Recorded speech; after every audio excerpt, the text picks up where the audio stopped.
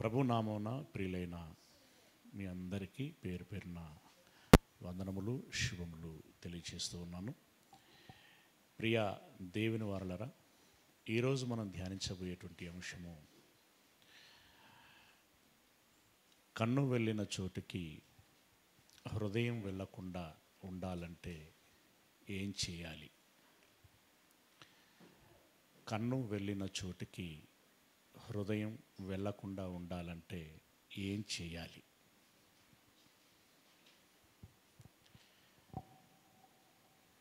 ప్రియమైనటువంటి దేవుని వారలారా, మన దేవుడు, మన కన్న తండ్రి పరిశుద్ధుడు, పరలోకములో వాసం చేస్తున్నటువంటి వాడు. ఒక సంకల్పము చొప్పున తనకు పిల్లలను కని మనలందరినీ ఈ లోకములోనికి పంపించి మనలను మనము తండ్రికి తగినటువంటి తనయులముగా రుజువుపరుచుకొని తిరిగి నా యొద్దకు రండి అని పిలుస్తూ చేతులు చాస్తున్నటువంటి వాడు. మన పట్ల ఇష్టము, కోరిక కలిగినటువంటి వాడు. మనం కావాలని తపిస్తున్నటువంటి వాడు. అలాంటి కన్న తండ్రి యొద్దకి పిల్లలముగా మనము కూడా వెళ్ళాలని అంతే స్థాయిలో ఆలోచన కలిగి ఉండటము అనేటువంటిది సంబంధ, అనుబంధ, న్యాయమైనటువంటి ఆలోచన విధానము. నా తండ్రి యొద్దకి నేనును వెళ్ళాలి, కానీ ఎలా పడితే అలా కాదు. నా తండ్రి గుణగణములు ఏవైతే ఉన్నాయో అలాంటి గుణములతో, అలాంటి స్వభావాలతో నేను నా తండ్రి యొద్దకి, దేవుని యొద్దకి వెళ్ళాలి. ఆ విషయము మనకు ఎంతో కొంత తెలిసింది కాబట్టి మనమందరము ఈ పాపమును కడుక్కొని పరిశుద్ధులమై పరమునకు వెళ్ళాలి అనేటువంటి ఉద్దేశంతో బాప్తిస్మము అనేటువంటి కార్యముతోటి తొలి అడుగు వేసి అనేక అడుగులు వేస్తూ ఇంత దూరం వచ్చాం. ఎంత దూరం వచ్చాం?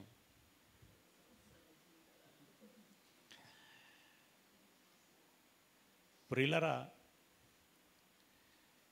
జననము తొలి అడుగు అయితే మామూలుగా మరణము అనేటువంటిది మళ్ళీ అడుగు, అంటే చివరి అడుగు. మరి ఇక్కడ బాప్తిస్మము అనేటువంటిది తొలి అడుగు అయితే ఇక్కడ మళ్ళీ అడుగు ఏది? పరలోకంలో పాదం మోపటం. మరి బాప్తిసం తీసుకున్న తర్వాత మనమంతా నడుస్తున్నాం, పరిగెడుతున్నాం. ఇప్పుడు మనుషులు ఉన్నారనుకోండి, వారు పరుగు ప్రారంభించారు.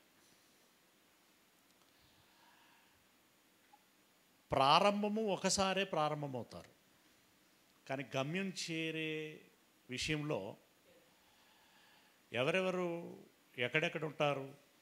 అందరూ ఒకసారి రీచ్ అవుతారా? రీచ్ అవ్వరు. ఒకరు 10 అడుగుల దూరం ఉంటే మరొకరు 20, 30, 50, 100 ఇలా ఉంటారు. కారణం ఏంటి? ఇందులో నిజంగా పరుగు పందెము అని అనుకోండి, అందరికీ గెలవాలని ఉంటుంది. అందరూ అప్పుడు నిజాయితీగానే పరిగెత్తుతారు, మనస్ఫూర్తిగా ప్రయత్నపూర్వకంగా శక్తి కొలది పరిగెడతారు. కానీ ఆ పరుగు విజయాన్ని సాధించదు. కారణం ఏంటి అనంటే, ఎవరైనా విజయాన్ని సాధించారు అనంటే వారు అది వరకే దాని గురించినటువంటి కృషి బాగా చేసి ఉంటారు. అదివరకే పరుగు ప్రాక్టీస్ అనేటువంటిది చేస్తూ ఉంటారు. అది ఒక అంచె. అయితే మనందరికీ తాబేలు కుందేలును గురించినటువంటి పరుగును గురించి తెలుసు మనకి. ఇందులో సహజంగా వేగంగా పరిగెత్తగలిగేది ఏది అని అంటే కుందేలు. తాబేలంటే చాలా నెమ్మదిగా పరిగెడుతుంది. కొన్నిసార్లు దాని సామెతగా కూడా వాడతాం, ఏం నడకరా తాబేలు నడక అని.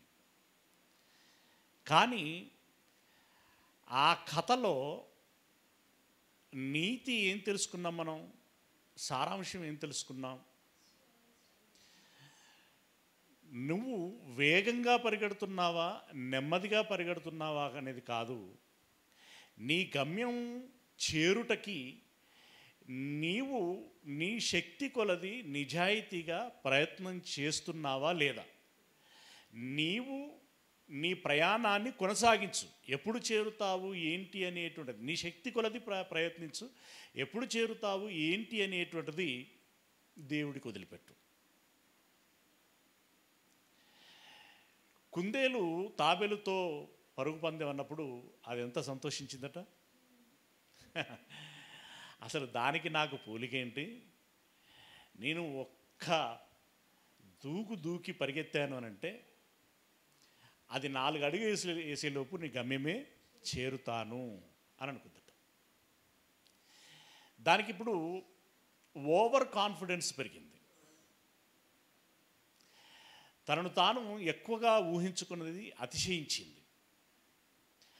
ఆ అతిశయంలో భాగంగా ఏం చేసిందంటే, కొంత దూరం పరిగెత్తిన తర్వాత, మీ అందరికీ తెలిసిందే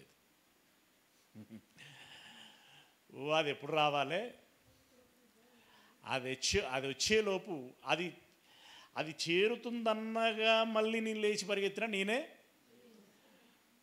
గమ్యానికి చేరుతాను అని చెప్పి కునుకు తీద్దామని ఒరిగిందట. అది మంచి డీప్ స్లీప్లో ఉన్నది. ఎన్నెన్ని కలలు పడుతున్నాయో దానికి.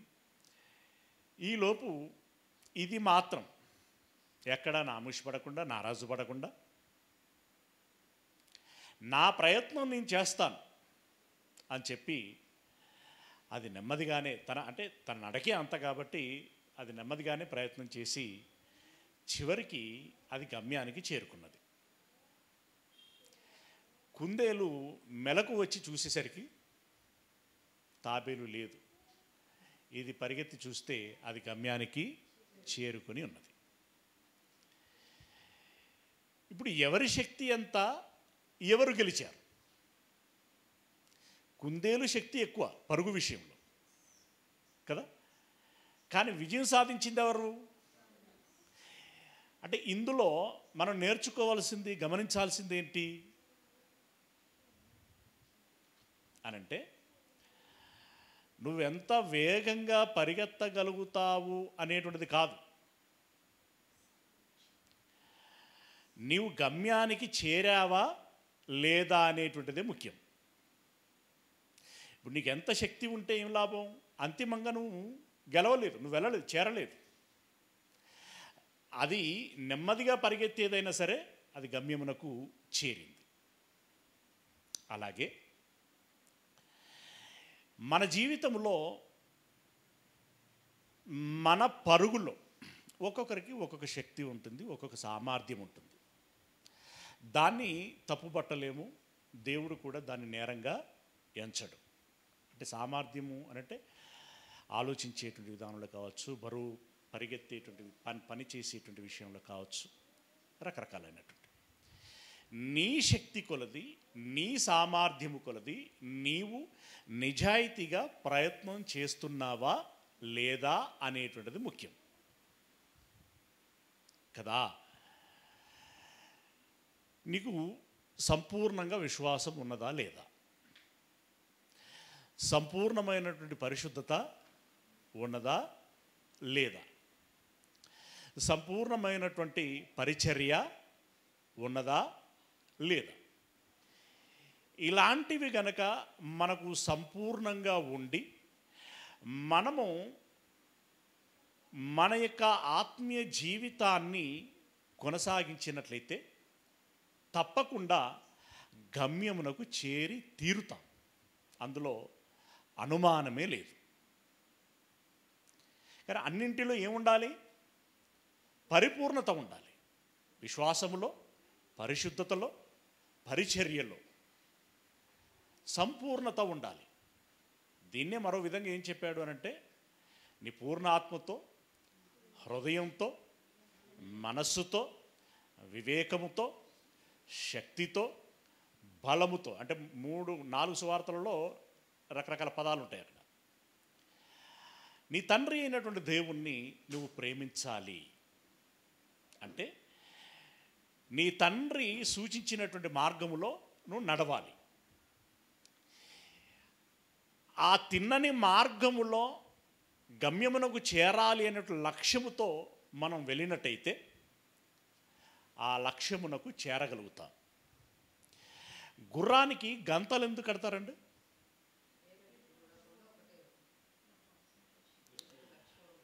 ఏమండి, గంతలు ఎందుకు కడతారు? 2 కారణాలు ఉంటాయి. ఒకటి,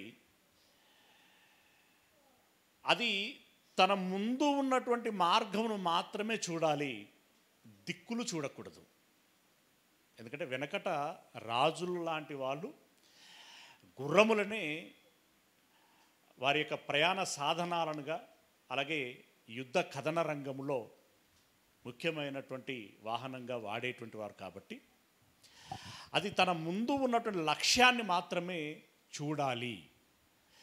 దిక్కులు చూస్తే ఏమవుతుంది అని అంటే కాన్సన్ట్రేషన్ మిస్ అవుతుంది. మొదటి కారణం అది. ఆ కాన్సన్ట్రేషన్ మిస్ అవ్వకుండా అది ముందుకు మాత్రమే చూస్తూ పరిగెత్తాలి అనేటువంటిది మొదటిది. రెండవది ఏంటంటే, ఆ దిక్కులు చూసినప్పుడు అది భయపడేది ఏదైనా కనబడితే, దానికి గుర్రము కూడా భయపడేది ఏదైనా దానికి కనబడితే అది డిస్టర్బ్ అయ్యేటువంటి అవకాశం ఉంటుంది, అది దారి మళ్ళేటువంటి అవకాశం ఉంటుంది. అది రెండవ కారణం. మూడవ కారణం ఏంటంటే, దానికి ఇష్టమైనది ఏదైనా కనిపించింది అనుకోండి, దానికి ఇష్టమైనది ఏదైనా కనిపిస్తే అటువైపు వెళ్ళిపోయేటువంటి ప్రమాదం ఉంటుంది. ఇలాంటి సమస్యలు రాకుండా ఉండటం కోసం అది ముందుకు మాత్రమే చూచేటువంటి విధంగా దానికి పక్కల దృష్టికి పోకుండా గంతలు కట్టడం జరుగుతుంది. దీని నుండి కూడా మనం గమనించాల్సినటువంటి విషయం ఏంటి అనంటే, మనము మన జీవిత ప్రయాణములో బైబిల్ అంటాడు, మీకు ముందుగా ఉన్న సూటిగా ఉన్నటువంటి మార్గములో నీవు ప్రయాణించుము అని ఉంటుంది. అంటే సూటిగా ఉన్నటువంటి మార్గంలో అంటే నువ్వు ముందుకు మాత్రమే చూడు,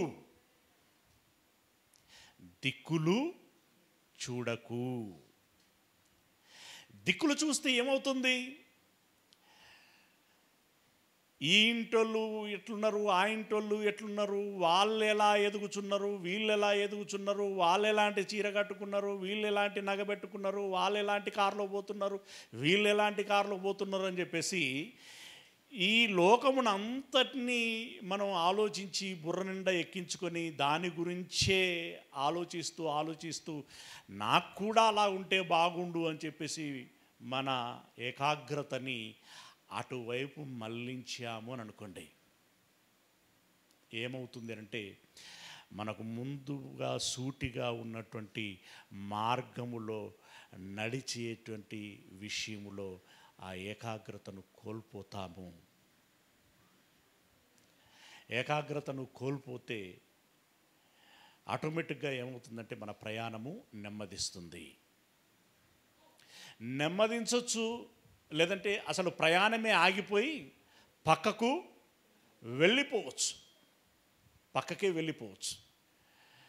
ఇప్పుడు నీకు ఏది కనబడితే దాని వెంట వెళ్ళాము అని అనుకో, ఇక నీకు ముందుగా ఉన్నటువంటి మార్గములు నువ్వు ఎలా వెళ్ళగలుగుతావు? వెళ్ళలేవు. ఇప్పుడు లోకము యొక్క అత్యధికుల యొక్క పరిస్థితి అది. వాస్తవానికి నేను మార్గము అన్నటువంటి యేసయ్య నా మార్గములో నడవండి అని అన్నాడు. రెండవది, నేను నా తండ్రి యొద్ద నుండి వచ్చాను గనక తిరిగి నేను నా తండ్రి యొద్దకి వెళ్ళవలసి ఉన్నది అని చెప్పి ఆయన మనస్సు నిండా ఆ ఆలోచన మాత్రమే నింపుకొని వచ్చాడు. వచ్చిన పనిని పూర్తి చేసుకున్నాడు. తిరిగి కన్న తండ్రి యొద్దకి వెళ్ళాడు. ఇప్పుడు ఆయనను పోలి మనం బ్రతకాల్సి ఉంది. ఆయనను పోలి బ్రతకాల్సి ఉంది. నన్ను వెంబడించగోరువాడు, అక్కడ సిలువ అని అన్నాడు. సిలువ అంటే ఏంటి?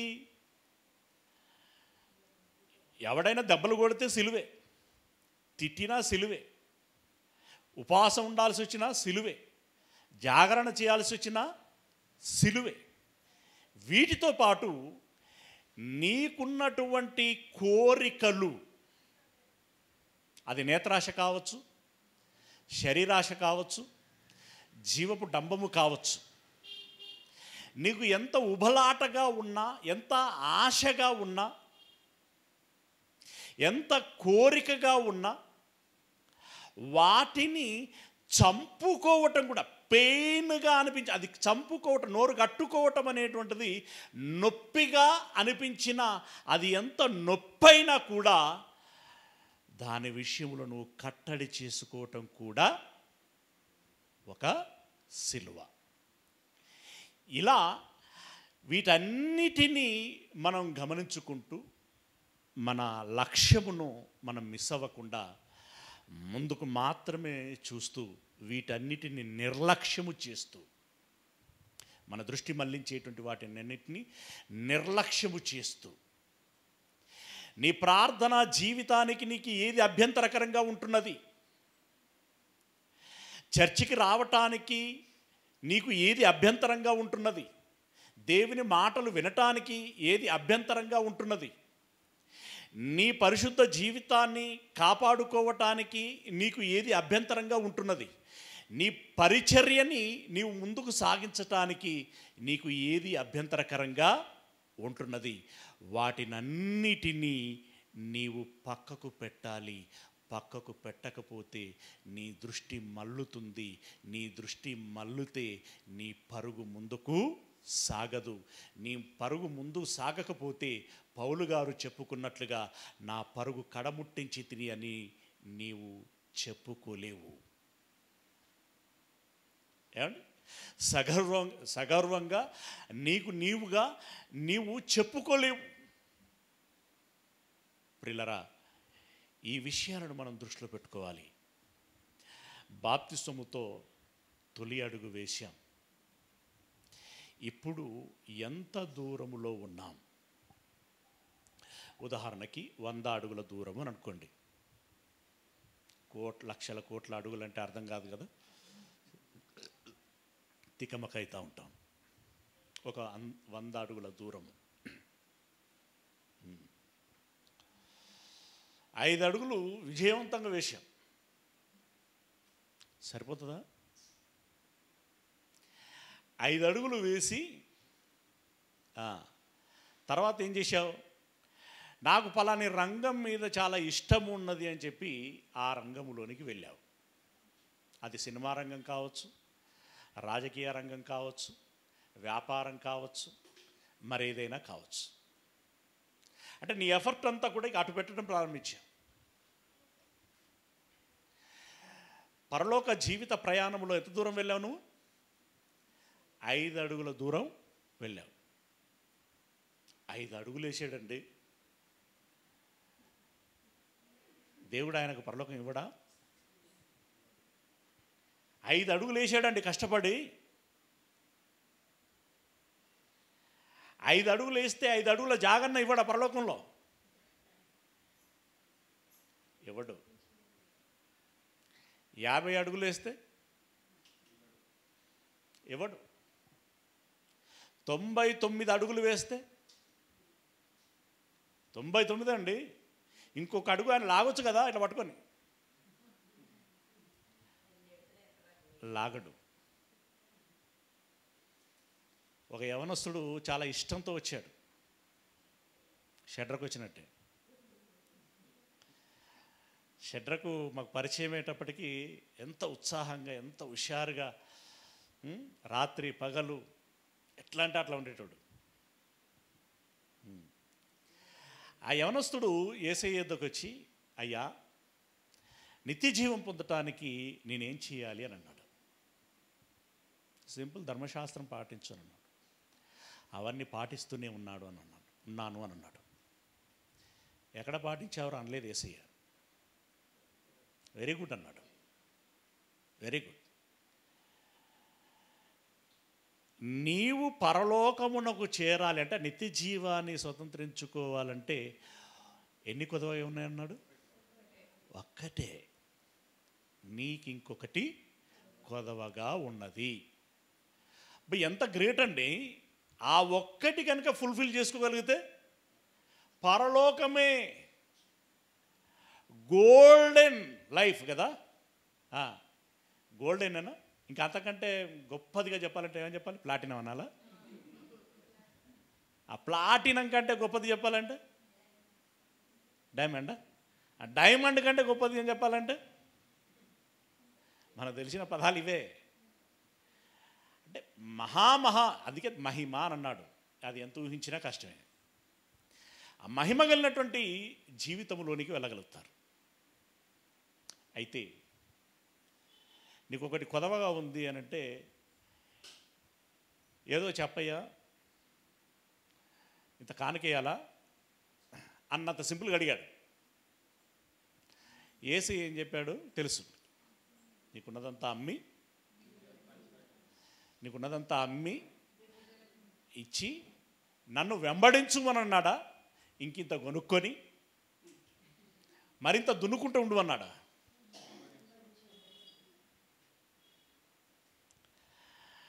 వాడికి ఆ మాట నచ్చలే. ఏ మాట?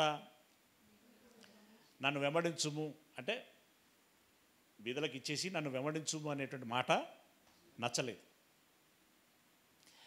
నచ్చక సనుక్కుంటూ వెళ్ళాడు. మనకు తెలిసిందే. ఏం నచ్చలేదు, ఎందుకు సనిగిండు, అది పాయింట్ ఇక్కడ. ధనాన్ని విడిచిపెట్టుట తనకు నచ్చలేదు. అంటే ఇప్పుడు ఆయనకి ఏ ఆశ ఉంది? ధనవంతుడికి ధనాశ ఉంది. ఇన్ ది సేమ్ టైం నిత్య జీవాశ కూడా ఉంది. కానీ దేనికోసం దేన్ని వదిలిపెట్టుకోవటానికి సిద్ధపడ్డాడు?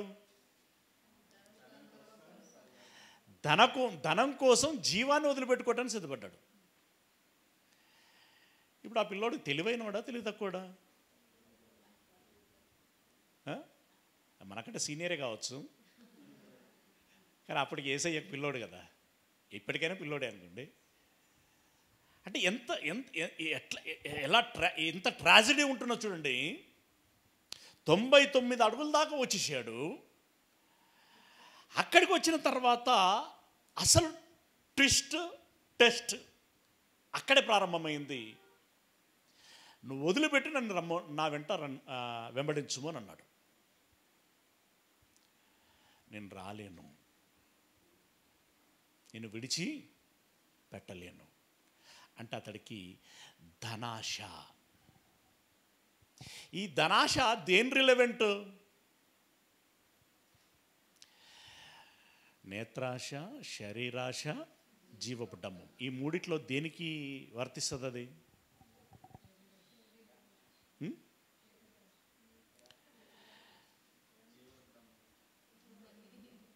మూడింటికి వర్తిస్తుంది.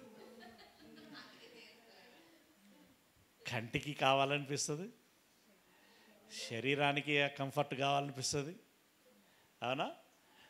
జీ జీవడంబం మీన్స్ నాకు ఇంతున్నది అంతున్నది అని చెప్పి కనపరుచుకోవాలి అనిపిస్తుంది. ప్రియులరా, ఆ ఆశలను బట్టి అతడు శాశ్వతంగా దేన్ని కోల్పోవలసి వచ్చింది? శాశ్వత జీవితాన్ని కోల్పోవలసి వస్తున్నది. ఇది ధనాశకు సంబంధించి. ఇశ్రాయేలీలు దేవుడు ఏర్పాటు చేసుకున్న జనులు కదండి, దేవుని జనాంగం కదా. ప్రపంచ జనులలో నా జ్యేష్ఠుడు అని అంటాడు ఇశ్రాయేల్ జనాంగాన్ని ఉద్దేశించి. రెండవది నా స్వాస్థ్యము అని అంటాడు. అలాంటి జనాంగములో జిమ్మీ అనేటువంటి ఒక వ్యక్తి ఉన్నాడు. జ్ఞాపకం వచ్చిందా? ఫీనెహాసు చంపేశాడు అతన్ని. అతడు వ్యభిచారం చేశాడు. ఓకేనా? వ్యభిచారం చేశాడు. అంటే ఈ వ్యభిచారం దేనికి సంబంధించింది? శరీర ఆశ. ఫీనెహాసు చంపేశాడు అతన్ని. ఇప్పుడు ఆ జిమ్మీ ఎక్కడికి వెళ్ళి ఉంటాడు? నరకానికి.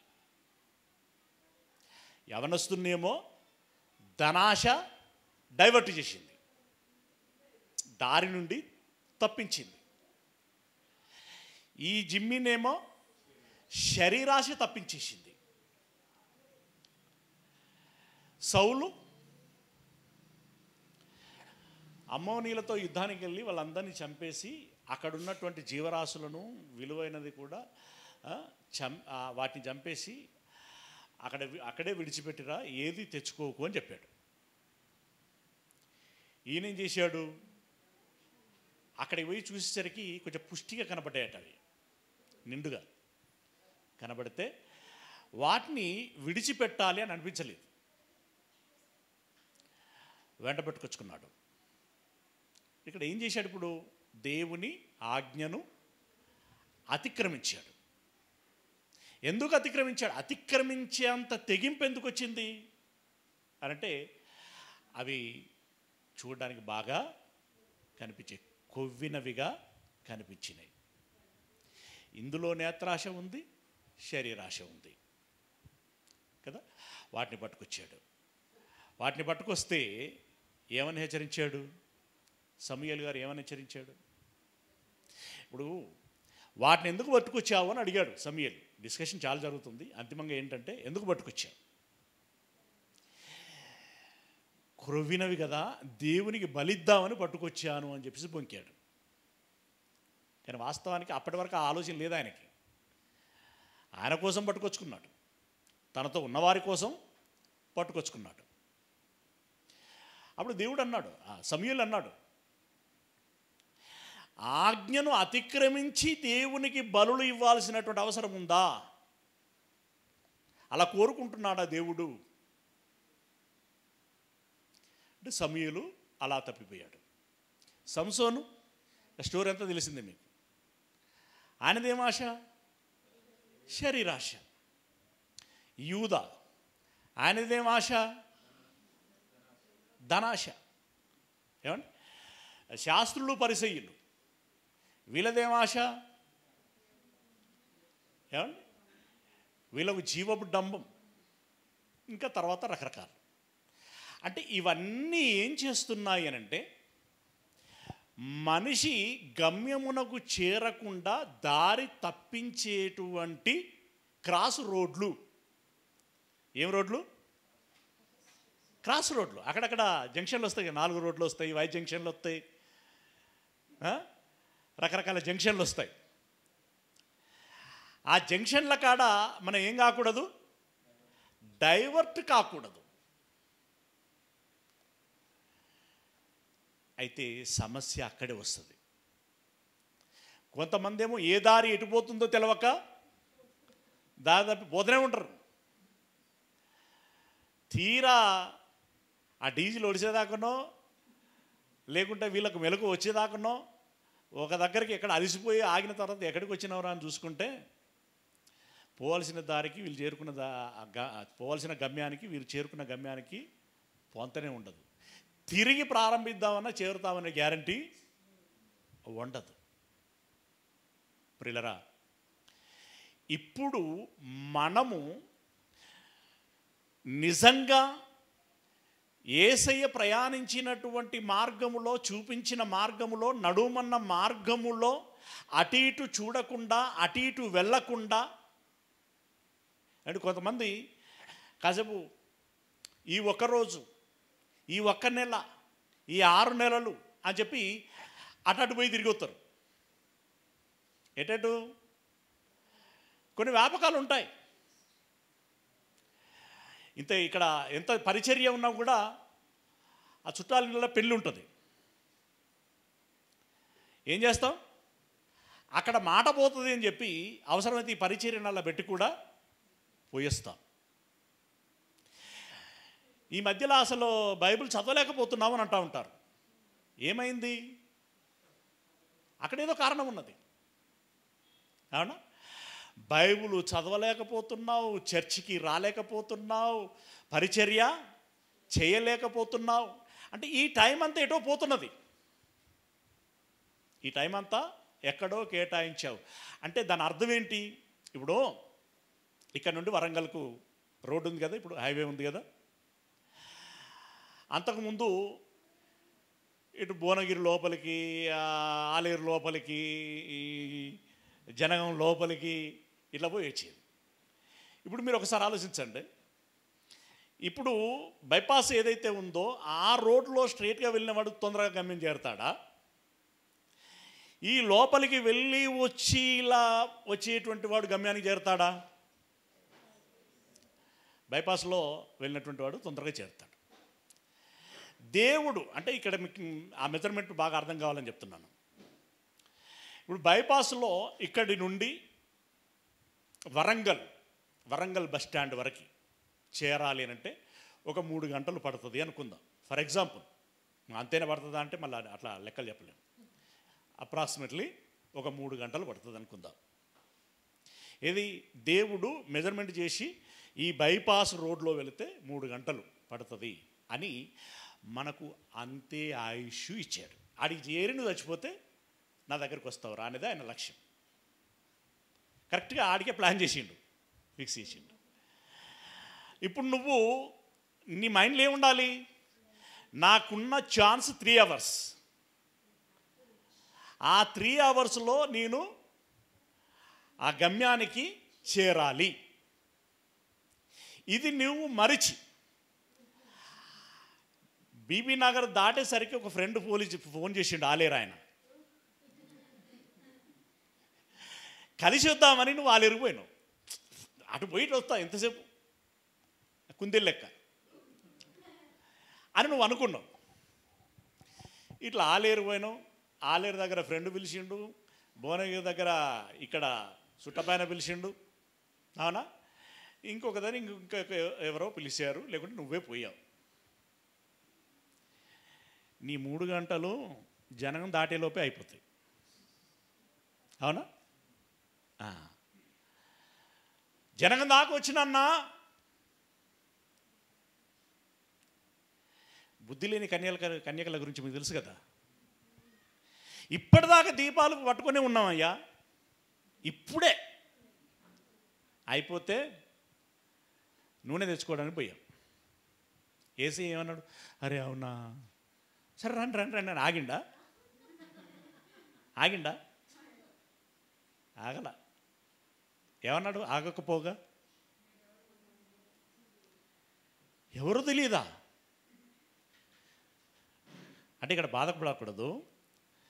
షడ్రక్ నువ్వు ఎవరో నాకు తెలియదు అన్నాను అనుకో రేపు పొద్దున.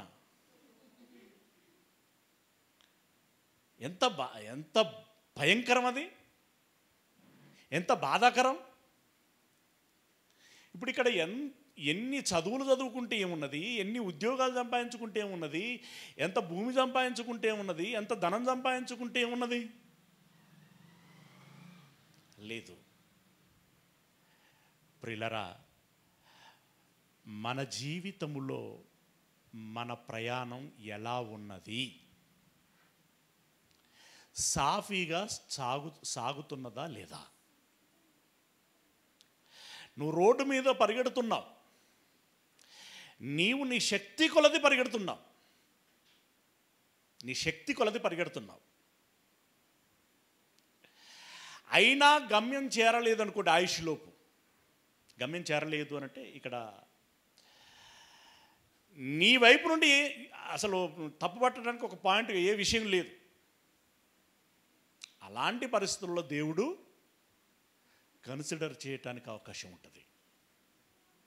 అసలు అలా జరగడానికి కూడా అవకాశం ఉండదు. ఎందుకంటే దేవుడు అది చేయగలుగుతాడు అనేటువంటి ఒక మనిషికి ఒక ఆయుష్ అనేటువంటి ఒక పీరియడ్ నిర్ణయిస్తున్నాడంటేనే ఎవడి సామర్థ్యం ఎంత, ఎవడు ఎంత చేయగలడు అని చెప్పి దాని తగ్గట్టే అది ప్రేమ చేసి పెడతాడు. చేరలేకపోవటం అనేటువంటిది ఉండదు. అంటే ఈ పాయింట్ని ఎందుకు రేజ్ చేశాను అంటే, చాలామంది మరి నేను ఇప్పుడు ఈ ముసలితనం నందు తెలుసుకుంటే ఇప్పుడు నేనేం పరిచర్య చేయగలను అని అంటూ ఉంటారనమాట. ఇప్పుడు కూడా నీకు తెలియజేశాడు అని అంటే, ఇప్పటి నుండి ఇప్పుడు నీకు 60 సంవత్సరాలు ఉండొచ్చు కాక, నువ్వు ఇంకొక 10 సంవత్సరాలే బ్రతుకుతావు కావచ్చు. ఈ 10 సంవత్సరాలలో నువ్వేం చేయగలవో అదే నీకు దేవుడు కేటాయిస్తాడు. దాన్ని నువ్వు చేయాలి అంతే. ఎప్పుడు కూడా ఇతరులతో పోల్చుకోకూడదు. మనం చెప్పాను కదా, ఇప్పుడు పరుగు పందెంలో ఇతరులతో పోల్చుకుంటే ఎలా? వయసు ఆయన పరిగెత్తినట్టు ముసలాయన పరిగెత్తాలంటే ఎలా కుదురుతుంది? అంటే బక్కపలసగా ఉన్న వాళ్ళతో పరిగెత్తాలంటే మరి వాళ్ళకంటే వాళ్ళు మోయలేని బరువు వాళ్ళు కలిగి ఉండి పరిగెత్తాలంటే ఎలా అవుతుంది? కాదు కదా. పిల్లరా, ఇక్కడ మనము మన గమ్యమునకు చేరటానికి ఆ దారి వెంట దిక్కులు చూడకుండా, ఇక్కడ దిక్కులేంటి? నేత్రాశ, శరీరాశ, జీవపు డంబం. అటువైపు చూడకుండా నీవు నీ ప్రయత్నాన్ని నిజాయితీగా కొనసాగించాలి.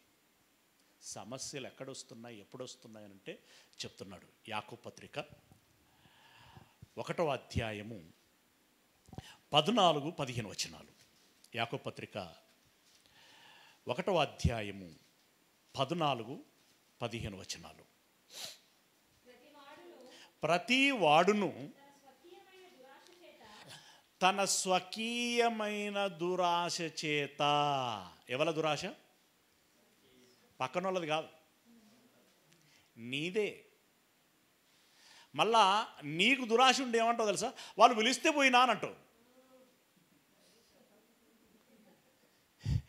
ఎప్పుడైనా ఆదం లెక్కన మాట్లాడతాం కదా మనం. వాళ్ళు పిలిస్తే పోయినా అని అంటావు. వాళ్ళు పిలిచారయ్యా, దేవుడు పిలవలేదా మరి నిన్ను? అది ఆదిలో ఉండదు, అది నిర్లక్ష్యం చేస్తా. మనకు ఫస్ట్ మనకిష్టం ఉంది. ఎవరైనా తట్టి లేపేసరికి అక్కడ నీ స్వకీయమైనటువంటి దురాశ చేత ఈడవబడి నీకు ఉన్న ఆశతోటి ఈడవబడుచున్నావు. అంటే ఏదైతే దేని పట్లనైతే ఆశ ఉందో అది నిన్ను లాగుతున్నది, అది నిన్ను లాగుచున్నది. ఇక అవేవి అని అంటే ఇందాక మనం అన్నీ మాట్లాడుకున్నాం, మళ్ళీ అవన్నీ మాట్లాడుకుంటే మనకు టైం లాగవుతుంది. అటువైపు వెళ్ళిపోతున్నట్టు నీకు నీవుగా వెళ్ళుచున్నావు.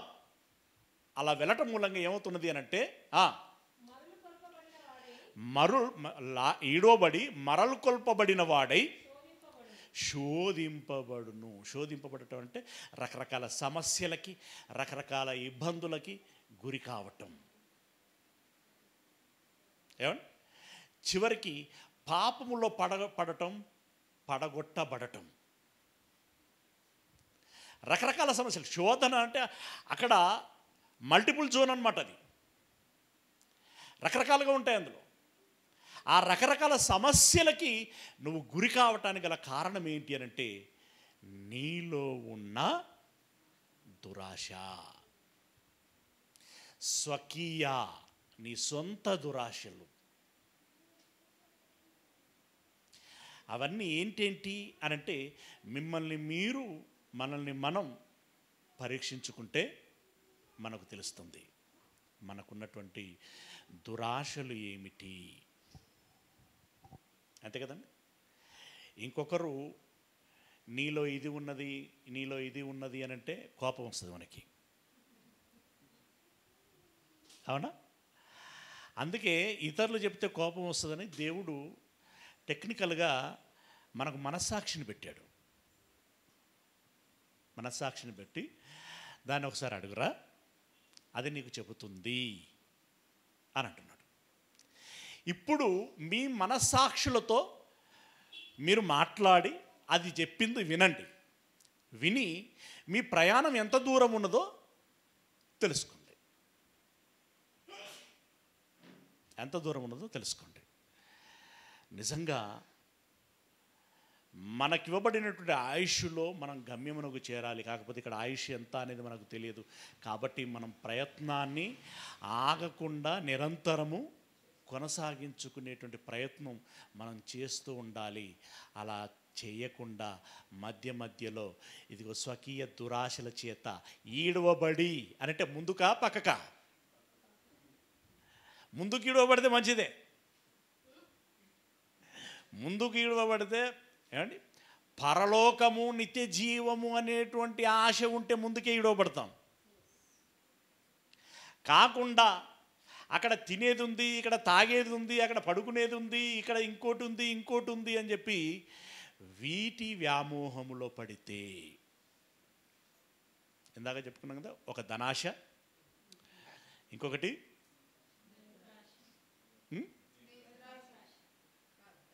ప్రారంభంలో చెప్పుకున్నాం కదా. ఇప్పుడు యవనస్తుడికి ఏమున్నది? ధనాశ. జిమ్మికి ఏమున్నది? శరీరాశ. అవునా? డంబం గురించి ఎవరికో చెప్పారు కదా, శాస్త్రులు పరిసయ్యులు లాంటి వాళ్ళకు ఉన్నది. ఇలాంటి వాటి చేత మనము ఈడవబడితే ఏమొస్తుంది అంటున్నాడు? శోధన. రకరకాల సమస్యలు వస్తాయి. ఆ శోధన అంతిమంగా ఇంకెంత దూరం వెళుతుంది అనంటే కింద చెప్తున్నాడు, దురాశ గర్భమును ధరించి పాపమును కనగా. అసలు శోధన ఇక్కడ చెప్తున్నాడు. అక్కడ శోధన అనే వర్డ్తో ఓవరాల్గా చెప్పాడు. ఇప్పుడు కింద డీటెయిల్గా చెప్తున్నాడు. ఏమని చెప్తున్నాడు?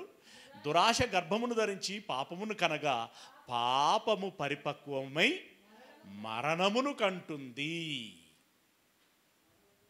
మరణమును కంటుంది అంటే ఇప్పుడు కన్ను చూసిన చోటికి మనసు వెళ్ళిందనుకోండి, శరీరం కోరుకున్న చోటికి మనస్సు వెళ్ళిందనుకోండి, ఇప్పుడు మనం ఎక్కడికి వెళుతాము అంటే నరకమునకు వెళుతాం. మరణము అంటే ఏంటి? అక్కడ నరకం. నరకములోనికి వెళ్ళిపోతాం. మరి అలా వెళ్ళకుండా ఉండాలి అనంటే నీ కన్నును, నీ చెయ్యిని, నీ శరీరాన్ని అంతటిని నువ్వేం చేయాలి? నీ కంట్రోల్లో ఉంచుకోవాలి. నీ స్వ ఆధీనములో ఉంచుకోవాలి. అవును, యోబు గారు పాపం అతడు ఏ దిక్కులు చూడలేదు. ఆయన నిజాయితీగానే ముందుకు ప్రయాణం చేస్తున్నాడు. ఫ్రెండ్స్ వచ్చి ఆయనను ఇబ్బడి ముబ్బడిగా ప్రశ్నల మీద ప్రశ్నలు వేసి ఆయనని హర్ట్ చేస్తున్నారు, నొప్పిస్తున్నారు. ఆయనకు క్లారిటీ ఉంది, స్నేహితులకు క్లారిటీ లేక. అయితే వాళ్ళని దురుద్దేశపూర్వకంగా అంటున్నట్టుగా మనకేం అనిపించదు. కానీ వాళ్ళకున్న నాలెడ్జ్తో వాళ్ళు నువ్వేదో చేశావు కనుకనే, నువ్వు పాపం చేశావు కనుకనే, తప్పు చేశావు కనుకనే నీకు ఈ గతి పట్టింది, ఇట్లా అట్లా అని చెప్పేసి పలు మార్లు మాట్లాడుతుంటే వాళ్ళతోటి చాలా మాట్లాడాడు. మాట్లాడి ఒక పీక్ స్టేజ్కి వెళ్ళిపోయి ఆయన దేవుడితోటే డైరెక్ట్గా మాట్లాడుతున్నాడు. అంటే దేవునితోటే డైరెక్ట్గా మాట్లాడుతున్నట్టు ఇప్పుడు మీరు నా మీద మోపుచున్నటువంటి నిందల విషయమై దేవుడే తేల్చాలి. ఇప్పుడు అంటే తనను తాను దేవుని ముందు నిలబెట్టుకొని నాలో ఉన్నటువంటి మచ్చ ఏందో, నాలో ఉన్నటువంటి రోగం ఏందో, నాలో ఉన్నటువంటి పాపం ఏందో నాకు చూపెట్టాలి ఇప్పుడు అని ఒక విధంగా ఛాలెంజ్ విసురుతున్నాడు. ఆ మాటలే మనం యోబు గ్రంథం 31వ అధ్యాయము, యోబు గ్రంథము 31వ అధ్యాయము 1వ వచనములో నుండి, నేను నా కన్నులతో నిబంధన చేసుకొంటిని. మామూలుగా కొనుక్కునే కాడ అమ్ముకునే కాడ నిబంధనలు చేసుకుంటూ ఉంటాం కదా, పెళ్ళిళ్ళలో నిబంధనలు చేసుకుంటూ ఉంటాం. ఇక్కడ ఈయన ఎవరితో నిబంధనలు చేసుకున్నాడట? కన్నులతో. కన్నులతో ఏమి నిబంధన ఉంటుందబ్బా? ఏ కన్నా ఏం నిబంధన ఉంటుంది చెప్తున్నాడు కింద. నేను నా కన్నులతో నిబంధన చేసుకుంటుని, కన్యకను నేనేలాగు చూచుదును, అలాగు చేసిన ఎడలా, అంటే చూడకూడని విధానములో నేను చూసిన ఎడలా, పరమున ఉన్నటువంటి దేవుని ఆజ్ఞ ఏమగును. ఏం ఆలోచిస్తున్నాడండి? ముందుగా ఏం ఆలోచిస్తున్నాడు? దేవుని ఆజ్ఞ ఏమగును అంటే ఇక్కడ మళ్ళీ ఇందులో రెండు విషయాలు ఉంటాయి. దేవుని ఆజ్ఞ ఏమగును అంటే దేవునంతటి వాడి మాట నేను అఘోరపరిచినటువంటి వాడనవుతాను, అతన్ని అవమానపరిచినటువంటి వాడనవుతాను. మొదటిది ఆయన హట్టు చేసినటువంటి వాడనవుతాను. రెండవది ఆయన మాటను ధిక్కరించినందుకు గాను పర్యవసానంగా శిక్ష అనుభవించాల్సి వస్తుంది. రెండు పార్శ్యాలు ఉంటాయి, రెండు ప్రమాదమే. ఒకటి, నేను ఆయనను అవమానపరిచినటువంటి వాడని అవుతాను, ఆయనను చిన్న చేసినటువంటి వాడని అవుతాను. రెండవది, నేను నరకమునకు పాత్రుడనవుతాను. గనుక ఆజ్ఞను ఆయన ఆజ్ఞ ఏమగును అని అంటున్నాడంటే, గనుక నా కన్నా, అంటే ఆ కన్నుతో మాట్లాడుకుంటున్నాడు ఆయన. కన్నుతో ఒక నిబంధన చేసుకుంటున్నాడు. ఏమండి, నేను నా కన్నుతో నిబంధన చేసుకుంటుని. ఏమని? కింద ఇంకా ఉంటున్నాడు, ఉన్నత స్థలముననున్న సర్వశక్తుని స్వాస్థ్యమేమగును. అంటే నా కోసం సిద్ధపరిచినటువంటి నిర్మలమైనది, వాడబారనిది, అక్షయమైనటువంటిదేనైనా ఆ స్వాస్థ్యము ఏమగునో. తండ్రి నా కొడుకు కోసము అని చెప్పి మనసు పెట్టి చాలా ఇష్టంగా నాకంటూ ఒక స్వాస్థ్యాన్ని తయారు చేశాడు కదా. ఆ చేసింది వ్యర్థమైపోతుంది కదా, అది వ్యర్థమైపోతుంది. నేను దాన్ని పొందుకోకుండా అనుభవించని వాడను అవుతాను, అది వ్యర్థమే. అంటే చాలా డీప్గా, చాలా డెప్త్లోనికి వెళ్ళిపోతున్నాడు ఆయన, చాలా డెప్త్లోనికి వెళ్ళిపోతున్నాడు. ఆ స్వాస్థ్యం ఏమగును. ఆ తర్వాత, దుర్మార్గులకు విపత్తు సంభవించుటలేదా, పాపము చేయి వారికి దురవస్థ ప్రాప్తించుటయే కదా. ఏమంటే దుర్మార్గులకు విపత్తు సంభవించుటే కదా, పాపము చేయి వారికి దురవస్థ ప్రాప్తించుటే కదా. ఈ దుర్మార్గులకి పాపులకి ఏం గతి పడుతుంది అని అంటే సింపుల్గా చెప్పిస్తున్నాడు, విపత్తు అలాగే దురవస్థ, ఇదే కదా సంభవించేది. ఒకవేళ నేను తప్పు చేస్తే నాకు కూడా అదే సంభవిస్తుంది, ఎవరికైనా అదే సంభవిస్తుంది. ఓపెన్గా మాట్లాడేస్తున్నాడు ఆయన. నాకు తెలియదా? నాకు ఆలోచన లేదా? నాకు భయం లేదా? ఇంత తెలిసినా నాకు సిగ్గు లేదా? అంత డీప్గా మాట్లాడుతున్నాడు ఆయన.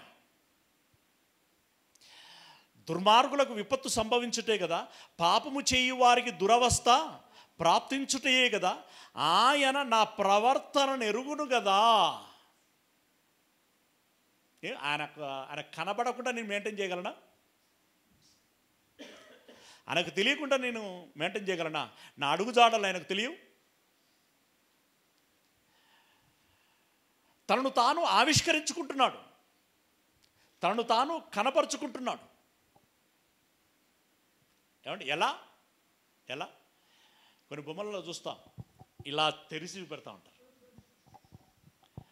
అంటే ఈయన తన హృదయాన్ని తెరిచి చూపెడుతున్నాడు. చూపుతూ నా ప్రవర్తనను నేనెరుగును కదా, నా అడుగుజాడలన్నిటినీ లెక్కించును కదా. జీవితంలో మనం ఎన్ని అడుగులు వేస్తామండి? 7 అడుగులు అనకండి. ఎన్ని అడుగులు వేస్తాం నీకు తెలియదు, కానీ దేవునికి. నువ్వు 1,00,000 అడుగులు వేస్తావా, 1,000,000 అడుగులు వేస్తావా, ఇంకెన్ని అడుగులు వేస్తావు, అవి ఎన్నైనా సరే అవన్నీ ఆయనకి తెలుసు. అడుగులు తెలుసు అంటే దాని అర్థం ఏంటో తెలుసా? ఆ అడుగులు ఎక్కడెక్కడ పడుతున్నాయనేది కూడా తెలుసు, ఎందుకు పడుతున్నాయి అనేటువంటిది కూడా తెలుసు. నా అడుగు జాడలన్నిటినీ లెక్కించును కదా. అబద్ధికుడనై నేను తిరుగులాడిన ఎడల, మోసము చేయుటకై నా కాలు త్వరపడిన ఎడల, నేను యథార్థుడనై ఉన్నానని మిస్ అవుతున్నది అక్షరం. నేను అబద్ధికుడనై నేను తిరుగులాడిన ఎడల, మోసము చేయుటకై నా కాలు త్వరపడిన ఎడల, నేను యథార్థుడనై ఉన్నానని దేవుడు తెలుసుకొనున్నట్లు న్యాయమైన త్రాసులో ఆయన నన్ను తూచునుగాక. అంటే ఇప్పుడు స్నేహితులకి సవాలు విసురుతున్నాడు. నేను అబద్ధికుడను అన్నట్టుగా, మోసం చేయువాడనన్నట్టుగా మీరు మాట్లాడుతున్నారు కదా. నేను ఒకవేళ అబద్ధికుడనైతే, నేను ఒకవేళ మోసం చేయువాడనైతే, నేనేమంటున్నానంటే నేను యథార్థవంతుని నేను అంటున్నాను.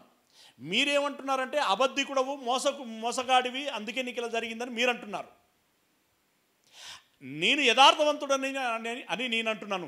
నేను యథార్థవంతుడను అని తేలునట్లుగా దేవుడు ఇప్పుడే త్రాసు పెట్టి నన్ను తూచునుగాక. త్రాసు ఇదివరకు మనం మాట్లాడుకున్నాం, భక్తి బరువు ఎంత అనేటువంటి దాంట్లో. ఒక దాంట్లో బైబిల్ ఉంటుంది, ఒక దాంట్లో మనం కూర్చుంటాం. ఇక ప్లేట్ ఎటు పోతుంది అనే దాన్ని బట్టి మన ఫ్యూచరు ఉంటుంది, కిందికా మీదికా. ప్లేట్ మీది తేలితే కిందికి పోతాం, ప్లేట్ కిందికి పోతే మీదికి పోతాం, అంతే కదా. తూచునుగాక అనంటూ ఇంక కింద ఏమంటున్నాడు? నేను త్రోవ విడిచి నడిచిన ఎడల, ఇందాక చెప్పిన జ్ఞాపకం వస్తున్నాయా? నేను త్రోవ విడిచి, వై జంక్షన్లు, ఎక్స్ జంక్షన్లు, యూ టర్నులు, ఇలా రకరకాల టర్నింగ్లు ఉంటాయి, అవునా? భువనగిరి, ఆలేరు, జనగాం, ఇట్లాంటివన్నీ. నేను త్రోవ విడిచి నడిచిన ఎడల, నా మనస్సు నా కన్నులను అనుసరించి సంచరించిన ఎడలా. కన్నులు పోతాయి, అవి దృచ్ఛికంగా పోవచ్చు, యాదృచ్ఛికంగా పోవచ్చు. దృచ్ఛికంగా పోతే అది కొంచెం తేడా, తప్పు పట్టవచ్చు. యాదృచ్ఛికంగా పోతే దాన్ని ఏం చేయలేము. ఇప్పుడు చాలామంది పిల్లలు అడుగుతూ ఉంటారు, ఇదివరకు చాలామంది అడిగేవారు. గోడల మీద రకరకాల పోస్టర్లు కనబడతాయి అన్న, అవి చూడగానే కంట్రోల్ మిస్ అయిపోతున్నాము, నిగ్రహాన్ని కోల్పోతున్నాము. మరి అలా కోల్పోకుండా ఉండాలంటే ఏం చేయాలి? దానికే ఈ పాఠం. ఆ నిగ్రహాన్ని కోల్పోకుండా ఉండాలి అంటే ఏం చెయ్యాలి?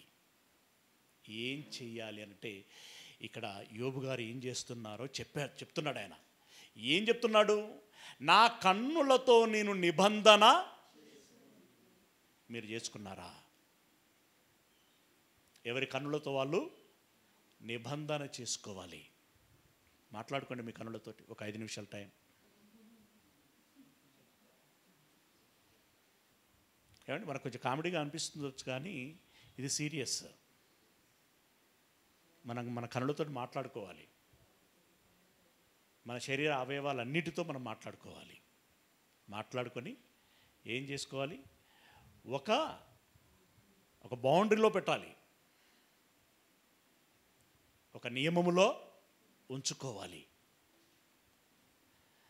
అలా నిబంధన చేసుకొని ఆయన ఏం చేస్తున్నాడట అంటే, నేను త్రోవ విడిచి నడిచిన ఎడల, నా మనసు నా కన్నులను అనుసరించి సంచరించిన ఎడల, అంటే కన్ను వెళ్ళిన చోటికి నా మనసు వెళ్ళిన ఎడల, మాలిన్యం ఏమైనను నా చేతులకు తగిలిన ఎడల, నేను విత్తిన దానిని వేరొకడు భుజించునుగాక, నేను నాటిన దానిని పెరికివేయబడునుగాక. ఇతరుల విషయంలో నేను అలాగూ చేస్తే నా విషయంలో అలాగునే జరుగునుగాక అని చెప్పి ఇక కిందికి పోతే చాలా తీవ్రమైన మాట మాట్లాడుచున్నాడు ఆయన. అంటే ఇప్పుడు ఇక్కడ యోబు గారు ఒక సొల్యూషన్ ఏం చెప్తున్నారు అనంటే, కన్ను వెళ్ళిన చోటికి మనస్సు వెళ్ళకుండా ఉండాలి అనంటే, ముందు నీవు నీ కన్నుతో నిబంధన చేసుకో. రెండవది, నీ మనస్సును నీవు నిగ్రహములో పెట్టుకో. యాదృచ్ఛికంగా నీ కన్ను వెళుతుండొచ్చు, కానీ నీ మనస్సు నువ్వేం చేయాలి, నిగ్రహములో పెట్టుకోవాలి. ఎలా ఓవర్కమ్ అవ్వాలి అంటే, ఇదిగో ఇక్కడ ఈ రెండు విషయాలని మనం గమనించాం. ఓకే, ఇక మరొక సందర్భంలోనికి వెళితే, దేవుడు ఆజ్ఞలను ఇచ్చాడు. మంచికా చెడుకా? మంచికి ఇచ్చాడు. మంచికి ఇచ్చి చెడు చేయొద్దన్నాడు, అంతేనా? మంచికి ఇచ్చి చెడు చేయొద్దు. ఇన్ ది సేమ్ టైం మేలు చేయాలని కూడా చెప్పాడు. అంటే ఏవి చేయకూడదు, ఏవి చెయ్యాలి విడమరిచి చెప్పాడు. అసలు ఆజ్ఞలంటే మనకి ఇష్టమా కష్టమా? న్యాచురల్గా ఎందుకు పెట్టిండ్రా బాబు ఇన్ని ఆజ్ఞలు? ఆజ్ఞలంటే మనకు కష్టం. మరి ఏది ఇష్టం? విడిచిపెడితే నువ్వు ఏమన్నా చేసుకోరా, బిందాసుగా ఉండు అని అన్నాడు అనుకోండి, ఆ దేవుడు మంచి దేవుడు, అంతేనా? చాలామంది ఏ దేవుని సెలెక్ట్ చేసుకుంటున్నారు? ఏ దేవుని అంటే మళ్ళీ ఎంతమంది ఉన్నారన్నా అని అడగకండి, ప్రచారంలో ఉన్నవి కదా, అక్కడ జనులు ఎక్కువ ఉంటారు. ఆజ్ఞలు పెట్టే దేవుని దగ్గర ఉండరు. ఉన్నామని అనుకుంటున్నటువంటి వారిలో కూడా నామమాత్రంగా ఉండేటువంటి వారు ఉంటూ ఉంటారు. అయితే ఇక్కడ దేవుడు ఒక అలంకార భాషతోటి ఒక విస్తృతమైనటువంటి అర్థాన్ని చెప్తున్నాడు. ఆజ్ఞ దీపము అని అన్నాడు. ఆజ్ఞను వివరించే ఉపదేశం ఉంటుంది కదా, ఆజ్ఞను వివరించే ఉపదేశం అర్థమైంది కదా. ఇప్పుడు ఆజ్ఞ ఏందో విడమరిచి చెప్పటాన్ని ఉపదేశం అంటాం. ఆజ్ఞ దీపం అయితే ఉపదేశము వెలుగు అని అన్నాడు ఆయన. ఉపదేశము వెలుగు. అయితే ఉపదేశిస్తున్నప్పుడు ఎంత చెప్పినా కొంతమంది ఏం చేయరు, చెప్పింది దులుపరించి మళ్ళీ వాళ్ళ త్రోవలో వాళ్ళు వెళుతూ ఉంటారు. అంటే చేయకూడని తప్పులు మళ్ళీ చేస్తూ ఉంటారు. అప్పుడు గద్దించాలి అని అన్నాడు. గద్దింపు. ఏం చేస్తున్నావే, నువ్వేం వింటున్నావు, నువ్వేం చేస్తున్నావు అని అన్నప్పుడు ఆ గద్దింపు మళ్ళీ మనకు బాధ అనిపిస్తుంది. ఆ గద్దింపు మనకు కోపం వస్తుంది. గద్దించిన వాళ్ళంటే మనకు ఇష్టం ఉండదు. గద్దించిన వాళ్ళ మీద అలుగుతాం, గద్దించిన వారి మీద ద్వేషం పెంచుకుంటాం, గద్దించిన వారిని గురించి రకరకాలుగా మాట్లాడుకుంటాం. కానీ గద్దింపు ఏం చేస్తుందట తెలుసా? జీవ మార్గములో నడిపిస్తుందట. ఆజ్ఞ దీపమైతే ఉపదేశం వెలుగట. ఉపదేశం వెలుగైతే ఆ ఉపదేశంలో గద్దింపు జీవ మార్గమట. నిజంగా చాలా అద్భుతంగా రాశాడు. సామెతల గ్రంథం 6వ అధ్యాయం, సామెతల గ్రంథం 6వ అధ్యాయం 23వ వచనం. సామెతల గ్రంథం 6వ అధ్యాయము 23వ వచనము. ఆజ్ఞ దీపముగాను ఉపదేశము వెలుగుగా ఉండును. ఆజ్ఞ ఏముంటుంది, ఎలా ఉంటుందట? దీపంగా. ఓకే, ఉపదేశం వెలుగుగా ఉండును. తర్వాత శిక్షార్థమైన గద్దింపు. ఆ గద్దింపు ఎట్లా ఉంటుందంటే కొట్టిన దానికంటే ఎక్కువ నొప్పి కలుగుతుంది. ఆ గద్దింపునకు ఇందాక చెప్పుకున్నా అలుగుతాం. ఆ గద్దింపునకు అవసరమైతే ఏడుస్తాం. అందరి ముందన్నాడు నన్ను, ఇంత తీవ్రంగా అన్నాడు, ఇలా రకరకాలుగా. ఓకే, ఆ గద్దింపు మనకి ఏడుపు తెప్పిస్తుంది. ఇక్కడ వాడిన పదం కూడా శిక్ష. అంటే శిక్ష అంటే ఏంటి చెప్పండి? నొప్పి కలిగించేదే కదా. నొప్పి కలిగించేది, నొప్పి కలిగించే హెచ్చరిక, నొప్పి కలిగించే మాట. మనకు నొప్పి కలిగించినా అది ఏం చేస్తుందట? జీవ మార్గములో నడిపిస్తుందట. శిక్షార్థమైన గద్దింపులు జీవ మార్గములు. ఇప్పుడు చెప్పండి, ఆజ్ఞ, ఉపదేశం, గద్దింపు మంచివా కావా? చాలా మంచివి. అయితే ఎప్పుడైనా కూడా మనిషికి మంచిది నచ్చదు. ఇందాక మీరే చెప్పారు కదా, ఆజ్ఞలంటే నచ్చవు. ఉపదేశమా, అబ్బా ఇప్పుడు పోతే గంట చేపు చంపుతాడయ్యా.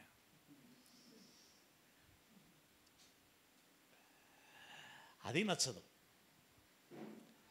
ఇక శిక్ష విధించే గద్దింపు అయితే, శిక్షార్థమైన గద్దింపు అయితే,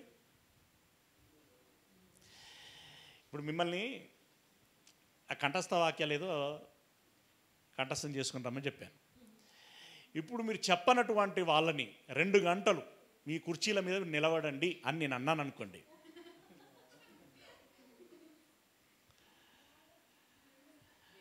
బడిలో పిల్లల్ని అయితే నిలబెట్టాలని అడుగుతాం మనం, ఎందుకంటే వారు నేర్చుకోవాలి.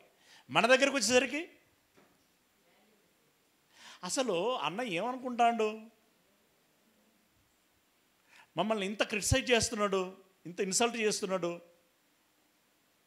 ఆయన ఏంటి మమ్మల్ని నిలబెట్టడం? ఆయన నిలబడడం అంటే మేము ఎందుకు నిలబడతాం? ఇంత దూరం ఆలోచిస్తూ ఉంటాం మనం. ఇప్పుడు అనిల్ నువ్వు నిలబడాల్సిందే అని నేను అన్నాను అనుకోండి, అన్న చెప్పిండు కదా అని ఇప్పుడు ఆయన నిలబడతాడా? అయితే ఆయన చెప్పుడు ఏంది, నేను నిలబడేంది అని అనుకుంటాడా? ఇప్పుడు ఆయనకి ఏది ప్రయోజనం? ఇప్పుడు మీకేది ప్రయోజనం? ఇప్పుడు మీరు కంఠస్థ వాక్యాలు చెప్పకపోతే ఏం చేయాలి? మిమ్మల్ని నిలబెట్టాలి కదరా.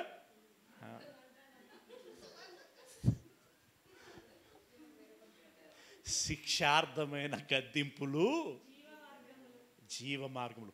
అందరు చెప్పారు, ఒక్కలే చెప్పలేదండి. ఆ ఒక్కరినే అందరి ముందు నిలబెట్టారు. ఈ మనుషులు చల్లకుండా ఊరుకోరు. ఆ నిలబడ్డల గురించి కింద గుసగుసలు పెట్టుకుంటా ఉంటారు.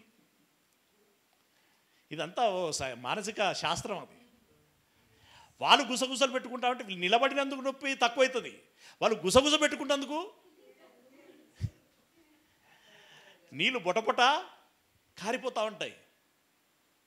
కానీ మనం లోతుగా అర్థం చేసుకుంటే, మనం ఒక సింపుల్గా మనకు మేలు జరిగినా కీడు జరిగినా మన మంచి కోసమే అనేది ఒక దేవుని కాన్సెప్ట్లో ఆలోచిస్తాం చూడండి. ఎస్, అలా ఆలోచించగలిగినటువంటి వారు అంతగా బాధపడరు. ఇవి కనుక మనసులో పెట్టుకుంటే ఏమి చెయ్యడు, ఏం చేస్తే ఆ పర్యవసానం ఎలా ఉంటుందనేటువంటిది కింద చెప్పాను, నేను చదువుకుంటూ పోతాను, మీరు గమనించండి అంతే. రైట్. చెడు స్త్రీ యొద్దకు పోకుండాను పరస్త్రీ పలుకు, మన టైటిల్ ఏంటి? కన్ను వెళ్ళిన చోటికి మనసు వెళ్ళకుండా ఉండాలంటే ఏం చేయాలి? యోబు గారు చాలా సూటిగా చెప్పారు. ఇక్కడ కొంచెం పరోక్షంగా చెప్పబడుచున్నది. ఓకే. పరస్త్రీ పలుకు ఇచ్చకపు మాటలకు లోబడకుండాను అవి నిన్ను కాపాడును. అన్నా, మేము మా నిగ్రహాన్ని కోల్పోకుండా ఉండాలంటే ఏం చేయాలి? ఏం లేదు బ్రదర్, ఆజ్ఞలు ఏంటో తెలుసుకో ఫస్ట్. ఉపదేశము విను. ఎవరైనా నిన్ను తిట్టినా కొట్టినా ఏం చెయ్యి? నన్ను ఎందుకు తిట్టాడు, ఎందుకు కొట్టాడు, కారణం ఏంటి, నా తప్పేంటి, నా పొరపాటు ఏంటి అని తెలుసుకొని సరిచేసుకునే ప్రయత్నం చెయ్యి. యోబు గారు ఏం చెప్పారు? ఈ సీక్వెన్స్ మనకు అవసరం. యోబు గారు ఏం చెప్పారు? నా కన్నులతో నిబంధన చేసుకున్నాను. రెండవది ఏం చెప్పాడు? నా సూటిగా ఉన్నటువంటి మార్గంలో నేను నడుస్తున్నాను, దిక్కులు చూడటము లేదు. అవునా? రైట్. తర్వాత ఆజ్ఞలు తెలవాలి, ఉపదేశం తెలియాలి, గద్దింపునకు కూడా లోబడాలి, గద్దింపులకి లోబడాలి. అంటే ఇక్కడ సమగ్రంగా విషయం తెలియాలి. విషయం తెలిసినప్పుడు నీకు ఆలోచన పుడుతుంది, ఆలోచన పుట్టినప్పుడు భయం వేస్తుంది, భయం వేసినప్పుడు భక్తిలో ఉంటావు, భక్తిలో ఉన్నప్పుడు తప్పులు చెయ్యవు. ఇది నిన్ను నీవు నిగ్రహంలో పెట్టుకోవటానికి ఉపకరించేటువంటి విషయాలు. ఓకేనా? కంటిన్యూ చేద్దాం. అవి నిన్ను కాపాడును. దాని ఒక్క నిమిషం.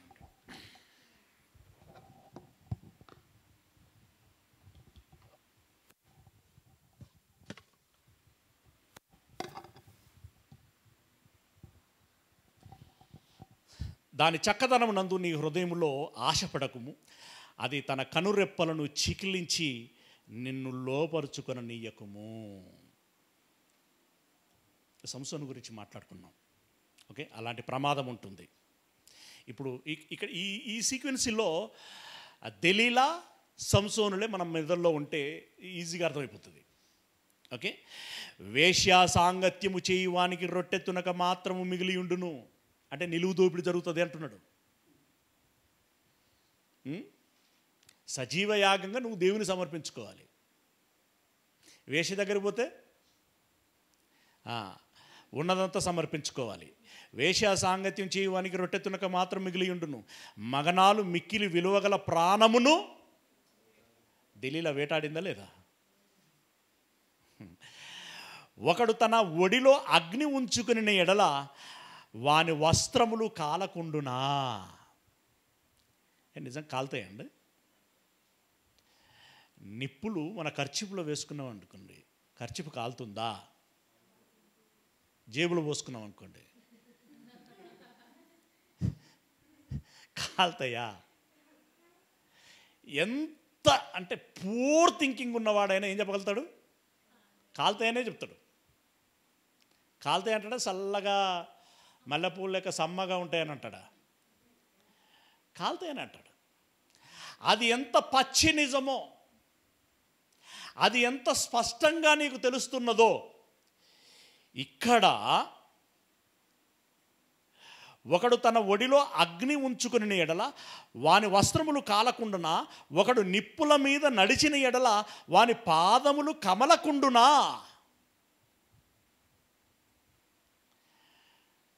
కొంతమంది నిప్పుల మీద నడుస్తారు కదా అన్నాడు నేను ఒక తమ్ముడు. అలాంటి ఆల్టర్నేటివ్ ఏమి ఉండొచ్చు కదా అని. అంటే ఆయన ఉద్దేశం తప్పేం కాదు, ఆయన వేరే పర్స్పెక్టివ్లో అడిగాడు ఆయన. అంటే నిజంగా ఇప్పుడు నడుస్తున్నారు కదా, దానికో టెక్నిక్ ఉంటుంది. పాదములు కాలకుండా ఆ వాటరు, సమ్ ఆయిల్ సంథింగ్ ఏదో పెడతారు. అది కూడా మళ్ళీ నడిచేటోళ్ళు మంచిగా ఎట్లా నడుస్తారు చెప్పండి? గబగబా పరిగెడతాడా? తీరగా మంచిగా ఇట్లా నెమ్మదిగా, ఏం బ్రదర్ బాగున్నారా అనుకుంటా నెమ్మదిగా ఇట్లా పోతాడా? అది ఎందుకు కాలదు అనుకున్నవాడు నెమ్మదిగా మంచిగా పోవచ్చు కదా, పోడు, గబగబా పరిగెడతాడు.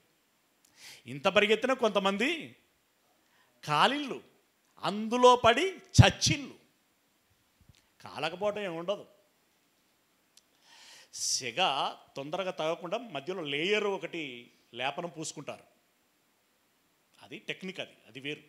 దాన్ని ఇక్కడ తీసుకొచ్చి పెట్టద్దు. అంటే ఒకవేళ పెడితే నువ్వేం చేస్తావు అని అంటే, నా పాపాలు ఎవరికి కనబడకుండా నేను తలుపులన్నీ వేసుకొని చేస్తాను. తలుపులు ఊరుకుంటాయా? గోడలో ఉన్న రాళ్ళు ఊరుకుంటాయా? వెంటనే దేవునికి సమాచారం. అందుకే దేవుడికి రహస్యమైనది ఏది లేదు. గనుక నిప్పులు పోసుకుంటే వస్త్రం కాలటం అనేటువంటిది ఎంత సహజమో, నిప్పుల మీద నడుస్తే నీ పాదములు కాలటము అనేటువంటిది ఎంత సహజమో, తన పొరుగువాని భార్యను కూడువాడు ఆ ప్రకారమే నాశనమగును. ఆమెను ముట్టువాడు శిక్ష తప్పించుకొనడు. ఇలా ఆ ప్రమాదాల గురించి చెప్తున్నాడు. శిక్ష తప్పించుకొనడు. ఫైనల్గా దేవుని దగ్గరకు వచ్చేసరికి ఆ శిక్ష ఏం శిక్ష? మళ్ళీ నరకమే. ఇప్పుడు వాడి మనకు సింపుల్గా అనిపిస్తున్నాయి నరకం అనే పదం. రోజు వాడుకునేసరికి ఎలా ఉంటుందండి? ఆ నరకమే కదా అన్నట్టు ఉంటుంది కదా. నరకమునకు వెళ్ళిన తర్వాత నిజంగా నరకం అంటే ఎట్లుంటుంది అనేది అప్పుడు బాగా తెలుస్తుంది. ప్రియులారా, తెలిసిన తర్వాత ధనవంతుల్లాగా యాతన పడటం, కేకలు వేయటం మినహా మరొకటేమీ ఉండదు. కనుక మీరు జాగ్రత్త పడండి అని అన్నాడు. ఇంకొక మంచి మాట,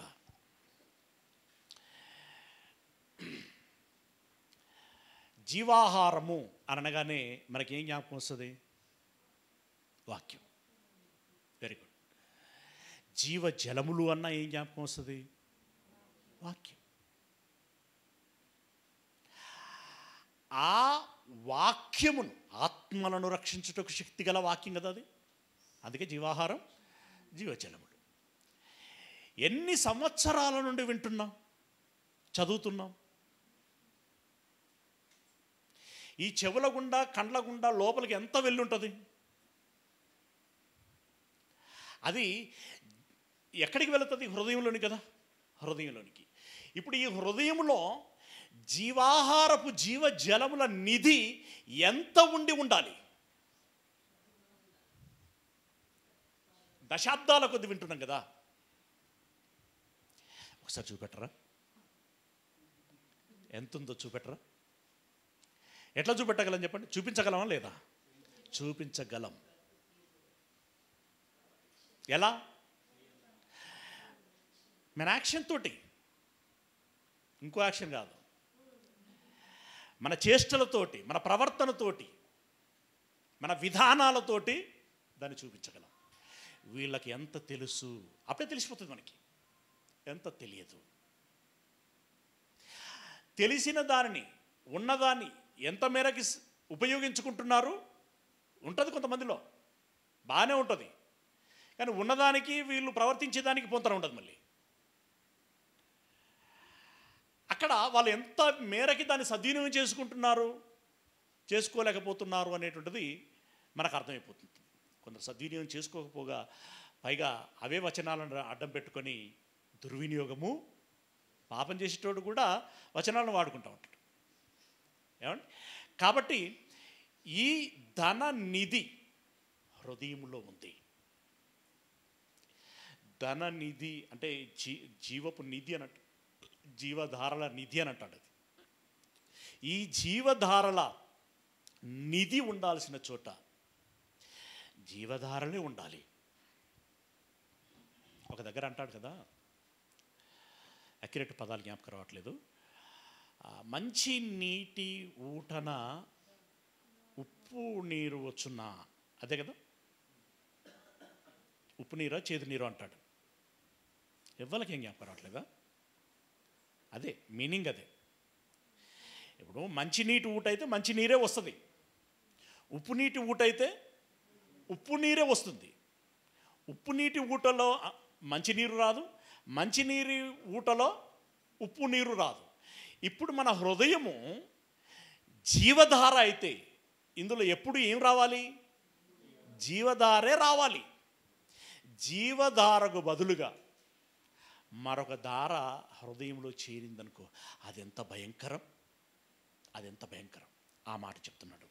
సామెతల గ్రంథం 4వ అధ్యాయము 20వ వచనం. సామెతల గ్రంథం 4వ అధ్యాయము 20వ వచనం. నా కుమారుడా, నా మాటలను ఆలకింపుము, నా వాక్యములకు నీ చెవియొగ్గుము. నీ కన్నుల ఎదుట నుండి వాటిని తొలగిపోనీయకుము. 2 మాటలు చెప్పాడండి. ఒకటి వినుము, రెండవది చూడుము. ఏం వినాలి, ఏం చూడాలి? వాక్యం. వాక్యం విను, వాక్యం చూడు. రైట్. తర్వాత నీ హృదయముందు వాటిని, అమ్మయ్య, నీ హృదయమునందు దాచుకో అని అన్నాడు. ప్రభు ఇంకొక దగ్గర అంటాడు కదా, ఈ కోపం, ఈ ద్వేషం, ఈ పగ, ఈ కుళ్ళు, ఈ కుట్ర, ఒక మోసం, ఒక అబద్ధం, ఇలా రకరకాలైనవి ఉన్నాయి కదా, అవన్నీ ఎందులో నుండి వస్తాయి అన్నాడు. అరే అట్లా అయింది?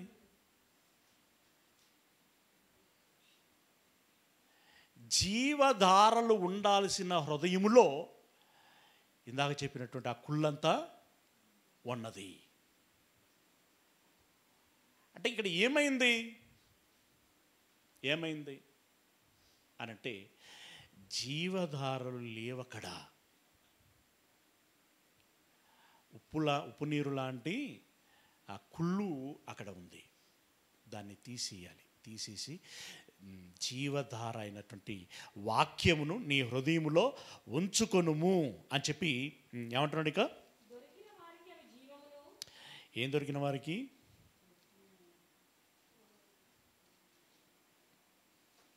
ఏం దొరికిన వారికి? ఎన్నో వచనంలో ఉన్నాం? ఎన్నో అధ్యాయం? 4వ అధ్యాయం కదా. 4వ అధ్యాయం 20వ వచనం.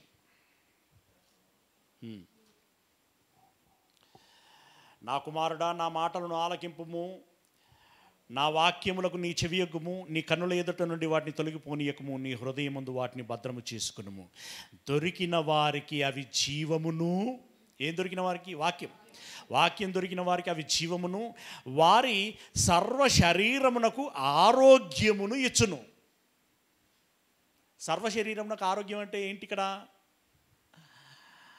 అన్న ఏదన్నా చూడగానే అని అన్నాడు చూడండి, ఆ కన్ను బాగవుతుంది అంటున్నాడు. ఎస్, నీ కన్ను వెలుగై ఉంటే నీ కన్ను నీ దేహమునకు వెలుగుగా ఉండును అని అన్నాడు. అంటే ఈ కన్నును బాగు చేయగలిగే శక్తి వాక్యానికి ఉంది. అయితే ఆ వాక్యము నీలో జీర్ణం కావాలి. జీర్ణం కాకపోతే మెడిసిన్ లోన జీర్ణం కావాలి. జీర్ణం కాకపోతే అది ప్రభావం చూపదు. అలాగే వాక్యం మనలో జీర్ణం కావాలి. అంటే మనసు పెట్టి దాన్ని బాగా ధ్యానం చేసి స్వీకరించగలగాలి. అప్పుడు నీ శరీర అవయవాలు బాగుపడతాయి. తర్వాత ఏమంటున్నాడు? నీ హృదయములో నుండి జీవధారలు బయలుదేరును. కాబట్టి అన్నిటికంటే ముఖ్యముగా నీ హృదయమును భద్రముగా కాపాడుకొనుము. అన్నిటికంటే భద్రంగా దేని కాపాడుకోవాలి? బీరువనా? ఏమండి, మెడలో సొమ్ము ఉందనుకోండి, బస్ ఎక్కినాం, గడికోసారి ఏం చేస్తాం? కొంగును భుజించి చూపెట్టుతుంది, కొంగుని ఇట్లా వేసుకుంటారండి. ఎవడన్నా చూస్తే ఏమైనా కండ్లన్న పడితే ఎత్తుకుపోగల అని. దానికంటే జాగ్రత్తగా నువ్వు దేని భద్రం చేసుకుంటున్నాడు? హృదయమును. ఎందుకంటే అక్కడ నిర్లక్ష్యంగా ఉన్నావు అనుకో, ఎత్తుకుపోయే దొంగ ఒకడు ఉన్నాడు. ఆడెవడు? సాతాను. ఆడు దొంగిలించకుండా లాగున్నా ఆ వాక్యాన్ని నీ హృదయంలో భద్రంగా ఉంచుకో. ఎందుకంటే ఇక్కడ చెప్పాడు కదా, నీ హృదయములో నుండి జీవధారలు బయలుదేరును. జీవధారలకి బలమైన కారణముగా ఉండేటువంటి వాక్యము ఎత్తుకుపోబడకుండా దాన్ని భద్రంగా కాపాడుకో అని అన్నాడు. ఇప్పుడు ఇన్ని విషయాలు చెప్పాడండి. సెల్ఫ్ కంట్రోల్ ఉండాలి అని అంటే ఏం చేయాలి? ఒప్పందం చేసుకోవాలి నీ అవయవాలతో. కన్నైతే కన్ను, చేయి అయితే చెయ్యి, కాలైతే కాలు. ఒప్పందం చేసుకో. సూటిగా ఉన్న మార్గంలో నడువు.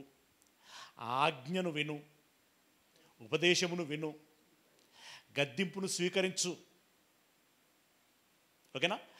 అలాగే వాక్యమును విను, వాక్యమును చూడు, ఆ వాక్యమును హృదయములో చేర్చుకో. ఆ హృదయములో ఉన్నటువంటి వాక్యాన్ని భద్రపరుచుకో. అప్పుడు నీవు కాపాడబడతావు. ఇంకొకటి చెప్తున్నాను, వాక్యము నిన్ను కాపాడుతుంది. నీవు నిజాయితీగా నీ ప్రయత్నపూర్వకంగా నిన్ను నీవు కాపాడుకోవాలనేటువంటి కృషి చేస్తూ ఉన్నా కూడా చాలా కష్టమైపోతున్నది. అంటే కొన్నిసార్లు నడిచి ఇక నడవలేక కాళ్ళు ఇట్లా ఒడివడిపోతూ ఉంటాయి చూడండి. అంటే మన కంట్రోల్ తప్పిపోతూ ఉంటాయి, పడిపోయేటువంటి పరిస్థితి వస్తూ ఉంటుంది. ఒక బరువు ఎత్తుకున్నాం అనుకోండి, మోసి సర్టెన్ టైంకి ఏమవుతాం? మనమే విడిచిపెడతాం. మనం పట్టుకోవాలని మనసులో ఉన్నా కూడా అది నలవి కాదుగా. అలాంటి పరిస్థితి వచ్చినప్పుడు ఏం లేదురా, సింపుల్గా నన్ను అప్రోచ్గా అంటున్నాడు ఆయన, నా దగ్గరికి నన్ను అడుగు అని అంటున్నాడు. కీర్తన గ్రంథం 119వ అధ్యాయము, కీర్తనల గ్రంథము 119వ అధ్యాయము 37-38 వచనాలు. వ్యర్థమైన వాటిని చూడకుండా నా కన్నులు తిప్పివేయుము. ఎవరెవరిని అడుగుతున్నాడు? దావీదు దేవుని అడుగుచున్నాడు. ఎందుకంటే ఆయన కళ్ళు ఒక్కోసారి దారి తప్పినాయి. దారి తప్పితే దేవా ఎందుకైనా మంచిది, అంతకుముందు నాకు తెలియదా అంటే తెలుసు, అయినా నా కంట్రోల్ తప్పిపోయింది, కాబట్టి కొంచెం నీ హెల్ప్ కావాలయ్యా. అంతే. ఇప్పుడు నీళ్ళ బకెట్ మోసుకుపోయేటప్పుడు నీ నుండి కాకపోతే పక్కన ఏం చేయమంటావు? కొంచెం పక్కన పట్టుకోమని అంటావా లేదా? పక్కన పట్టుకో అంటావా? జర పట్టుకోవా అని అంటాం. దేవుణ్ణి రిక్వెస్ట్ చేయాలి. చేస్తే ఇప్పుడు ఈయన ఎలా చేస్తున్నాడు? వ్యర్థమైన వాటిని చూడకుండా నా కన్నులను తిప్పివేయుము, నీ మార్గములో నడుచుకొనుటకు నన్ను బ్రతికింపుము. అంటే ఇప్పుడు ఏం చేయాలి? నీ కంట్రోల్లో ఉంచుకోవాలంటే ఇందాక చెప్పినవన్నీ ప్రాక్టీస్ చేయాలి. దాంతోపాటు ఇంకా నేను అలవి కావట్లేదు అన్న తరుణంలో నీవు నీ దేవుణ్ణి అడుగు, నీ దేవుని సహాయం తీసుకో. నీ మార్గములలో నడుచుకున్నటకు నన్ను బ్రతికింపుము, దృష్టి మళ్లించుము, బ్రతికింపుము, దృష్టి మళ్లించుము, నీ మార్గములో నడుచుకున్నట్లుగా నన్ను బ్రతికించుము. 38వ వచనం, నీవిచ్చిన వాక్యము మనుషులలో భయమును పుట్టించుచున్నది. ఇది ఇంపార్టెంట్. మనిషికి భయం ఎప్పుడు పుడుతుంది అని అంటే వాక్యం విన్నప్పుడు. వాక్యం విన్నప్పుడు భయం ఎట్లా పుడుతుంది అంటే వాక్యంలో ఉన్న విషయము అర్థమైనప్పుడు, వాస్తవికత అనేటువంటిది మన మనసునకు తాకినప్పుడు భయం పుడుతుంది, ముచ్చెముట్టలు పుడతాయి. నీవిచ్చిన వాక్యం మనుషులలో నీ భయమును పుట్టించుచున్నది, నీ సేవకునికి దాన్ని పాపం ఎట్లా అడుక్కుంటున్నాడు ఆయన? అయ్యా వాక్యం ఉంటే తప్పకుండా భయం ఉంటుందయ్యా. అయితే నేను కొన్ని మర్చిపోతున్నాను, మర్చిపోకుండా లాగున్నా, నేను కొన్ని మర్చిపోతున్నాను, సాతాను వచ్చి కొన్ని ఎత్తుకుపోతాను, ఇలా రకరకాల ఆగమాగం అయిపోతున్నాయి అయ్యా. కొంచెం అవి ఎక్కడికి పోకుండా ఉండులాగున్నా నా మనసులో, నా హృదయంలో వాటిని స్థిరపరచుము. ఇవన్నీ మన నిగ్రహానికి దోహదపడేటువంటి విషయాలు. మనం యవనస్తుల మీటింగ్లో చెప్పుకున్నాం. అందులో కూడా మోస్ట్లీ టాపిక్ రిలవెంటే కదా. ఆ వ్యసనములలో నువ్వు పడకుండా ఉండులాగున్నా, ఒకవేళ పడితే దాని నుండి బయటికి రావాలంటే దేవుని సహాయాన్ని ఆర్థించాలి. అక్కడ ఏం చదువుకున్నాం? నీవు నన్ను అడుగుము, మంచిగా ఉంటుంది పదం అది. ఒకసారి కీర్తన గ్రంథం 50వ అధ్యాయం 15వ వచనం. కీర్తనల గ్రంథం 50వ అధ్యాయం 15వ వచనం. ఆపత్కాలమున నీవు నన్ను గురించి మొరపెట్టుము. ఆపత్కాలమున ఏమంటే నరకానికి పడిపోతున్నామనేంత ఆ పరిస్థితుల్లో ఉండే ఆపద కంటే ఇంకేం ఆపద ఉంటుందండి? ఆపత్కాలమున నువ్వు నాకు మొరపెట్టుము, నేను నిన్ను విడిపించేదను. ఎస్, ఇప్పుడు నేను ఉండలేకపోతున్నాను, నేను పాపంలో పడిపోతున్నాను అని అంత పరిస్థితి పీకులో ఉన్నప్పుడు నీవు నన్ను అడుగుము, ఆ పరిస్థితిలో నుండి నిన్ను విడిపించదను. అంటే నీ ప్రయత్నం ఉంటే నా ప్రోత్సాహము ఉంటుంది, నీ ప్రయత్నం ఉంటే నా సపోర్ట్ తప్పకుండా నీకు ఉంటుంది అని అంటున్నాడు. కాబట్టి ప్రియమైనటువంటి దేవుని వర్లారా, నేను పాపం చేస్తే ఏం కోల్పోతాను, ఏం అనుభవించాల్సి ఉంటుంది అనేటువంటిది దృష్టిలో పెట్టుకోండి. పరలోకమును చూడండి, భూమి మీద ఉన్నటువంటి వాటిని చూడకండి. అదే మనల్ని దృష్టి మళ్లించేటువంటివి. పైనున్న వాటిని వెతుకుడి, కానీ భూమి మీద ఉన్నటువంటి వాటిని చూడకండి అని అంటూ ఉంటాడు. కనుక వాక్యాన్ని మనసులో పెట్టుకోండి. ఆ వాక్యము నిన్నేం చేస్తుంది? శుద్ధినిగా చేస్తుంది. హృదయ శుద్ధి గల వారు ధన్యులు, వారు దేవుని చూచెదరు. మరి దేవుని చూడాలన్నా, దేవుని సన్నిధికి వెళ్ళాలన్నా, దేవుడిచ్చే స్వాస్థ్యం పొందుకోవాలన్నా, ఆ దాన్ని అనుభవించడానికి నిత్యము నీవు జీవించాలి అనన్నా, నీ కన్ను వెళ్ళిన చోటికి నీ మనసు వెళ్ళకూడదు. వెళ్ళకుండా వాక్య సహాయంతో, ప్రార్థన చేసి దైవ సహాయంతో నిన్ను నీవు నిగ్రహములో ఉంచుకో. నీ అవయవములతో, నీ శరీరంతో నిబంధన చేసుకో. అలా మీరందరూ చేసుకుంటారని, చేసుకోవాలని మనసారా కోరుకుంటూ ఈ మాటల్ని ముగిస్తున్నాను. God bless you.